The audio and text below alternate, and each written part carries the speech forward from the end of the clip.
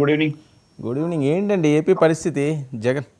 జగన్మోహన్ రెడ్డి గారిని చూస్తే మీరు భయపడుతున్నారట, ఆయనకి అడుగడుగున ఆటంకాలు సృష్టిస్తున్నారట, అవినీతిలో విపరీతంగా చేస్తున్నారట, ఇచ్చిన హామీలన్నీ కూడా తొంగలో తొక్కుతున్నారట, జగన్మోహన్ రెడ్డి గారి వైపే జనాలు మళ్ళీ చూస్తున్నారట. అది జరుగుతున్న ప్రచారం. వాళ్ళు నిజంగానే భయపడుతున్నాం సార్. వర్మ గారు, ముందుగా మీకు, మీ ద్వారా 19 వీక్షకులకు, ప్యానల్లో ఉన్న పెద్దలందరికీ కూడా గుడ్ ఈవినింగ్ సార్. నాతోటి సచర స్పోర్ట్స్ పర్సన్స్ అందరికీ.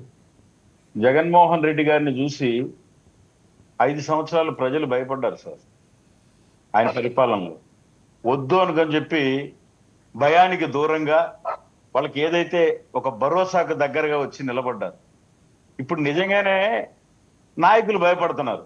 ఎందుకంటే ఆయన ఏం మాట్లాడతాడో, లేదా ఆయన వస్తే ఏం అడుగుతాడో, ఏ కాలేజీ విషయాలు ఎత్తాడో, అసలు ఆయనకు ఒక మాజీ ముఖ్యమంత్రిగా నిజంగా ప్రభుత్వాన్ని సంధించాల్సిన అంశాలు ఏంటివి ఏమాత్రం లేకుండా వచ్చి ఏదో మాట్లాడిపోతాడని, ఏం మాట్లాడతాడో దాన్ని మళ్ళా ఈ విషయాల మీద మా వర్మ గారు పిలిచి ఏందండి ఆయన ఇట్లా అన్నాడంటే ఏం చెప్పాలని భయపడతానే ఉన్నాం. మొత్తానికి అంతకుమించి ఇంకేం లేదు, వేరే భయం లేదు.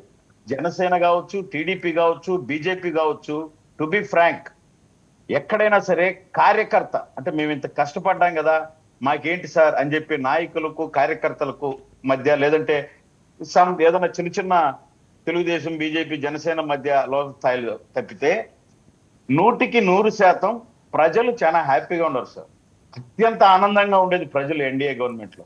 నేను దీన్నే పదే పదే చెప్తాను. ఎందుకంటే మా నాయకుడు మా యొక్క పదవుల పంపకం, మా యొక్క పార్టీల ప్రాపకము ఇవి కాదు మాకు ముఖ్యం. మాకు ఫస్ట్ ప్రజలు బాగుండాలి. ఎవరు ఎన్ని అనుకున్నా, ఎవరు ఎంత నవ్వులాటకైనా వాళ్ళు నవ్వి రోడ్లో నిలబడిపోయాల్సిన రోజు విధంగా గర్వంగా ఎన్డీఏ గవర్నమెంట్ ముందుకు తీసుకెళ్తారు. ఆయన అన్న ఇందాక సోదరుడు అన్నాడు నీకు 15,000 అన్నారు. అంటే నీకు 15,000 అంటే అయ్యా బాబు 3 సార్లు అన్నారండి జగన్మోహన్ రెడ్డి. మా ఇంట్లో మేము 5 మంది పిల్లలు, మాకు 5 సార్లు అనండి. మా ఇంట్లో 7 మంది పిల్లలు, మాకు 7 మందికి వచ్చింది 7 సార్లు అనండి అని ప్రజలు రోడ్లోకి వచ్చి నీరాజనాలు పలికినారు sir. At the same time దీపం గ్యాస్ బండ అట్ట పెరిగింది ఇట్ట పెరిగింది అని జగన్ అన్న వచ్చి మాట్లాడితే దీపం పథకంతో సబ్సిడీ వచ్చేసింది. ఈరోజు తల్లికి వందనం. ఈరోజు జై జవాన్ జై కిసాన్ అంటారు సార్. జవాన్ తర్వాత రైతును ఈ కూటమి ప్రభుత్వం అంత గౌరవంగా చూస్తుంది. ఈవెన్ జవాన్ కూడా అన్నం పెట్టేటటువంటి రైతుకు ఫస్ట్ ఎన్డీఏ గవర్నమెంట్ తల వంచి రైతు సమస్యల మీద ముందుకెళ్తూ ఉంటది. ఏదో మిర్చి రేట్ ఏంది, లేదంటే మామిడికాయల రైట్ ఏందని రోడ్లో కావాలని మామిడికాయలు పోయించి వాటి మీద ఎక్కించుకొని వచ్చి మాట్లాడతారు. ఇందాక వాళ్ళేమో అని చెప్పి సార్ చెప్పారు. కానీ ఆ 5 సంవత్సరాల్లో ఆ మామిడికాయలకి మనం ఏం చేసాం, ఆ బొప్పాయికి మనం ఏం చేసాం, ఆ మిర్చికి మనం ఏం చేసాం అని చెప్పి ఒక్కసారి రివైజ్ చేసుకోవాలి కదా సార్. ఓకే, మనం అడిగినప్పుడు మనం నెక్స్ట్ తర్వాత ఈ రోజు నేను కూడా వెళ్ళాను సార్. నేను కూడా పాల్గొన్నాను మా ఎమ్మెల్యే గారితో, టీడీపీ ఇన్ఛార్జి గారితో. 22,462 మంది రైల్వే కోడ్ నా నియోజకవర్గంలో రైతులకు దాదాపు ప్రతి ఒక్కరికి 7,000 లెక్కన.